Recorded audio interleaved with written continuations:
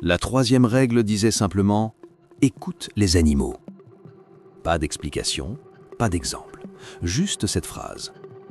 Au début, je pensais que c'était une superstition, un vieux conseil transmis entre employés, comme ne pas siffler dans les tunnels.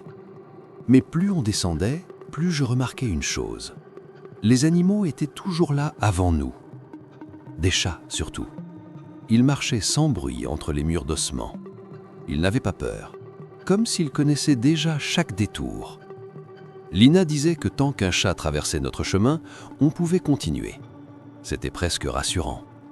Puis il y avait les chiens. Ils suivaient parfois les équipes d'inspection.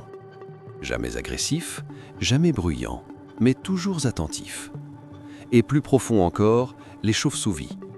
Quand elles dormaient dans un tunnel, ça voulait dire que l'endroit était encore stable. Un ancien m'a expliqué pourquoi. Il a dit « Les animaux sentent ce que nous ne pouvons pas sentir. Ils entendent ce que nous ne pouvons pas entendre.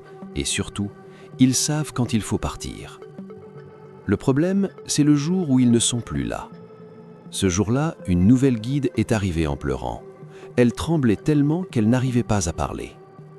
Elle avait trouvé un chat, allongé au milieu d'un couloir étroit. Pas blessé, pas sale. Juste vide. Elle a dit qu'en le touchant, elle avait senti le froid. Pas le froid de la mort, quelque chose de plus profond. Puis elle a vu les marques sur son cou.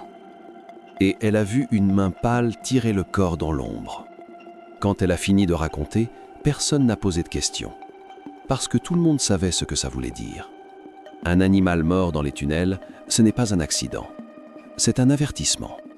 Ça veut dire qu'un repère est proche, que quelque chose chasse, et que si tu continues à avancer, tu entres sur son territoire.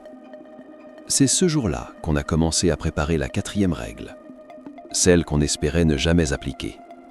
Parce qu'une fois que cette règle est brisée, il n'y a plus de retour possible. Et la prochaine règle explique ce qui arrive quand ce n'est plus un animal qui est trouvé,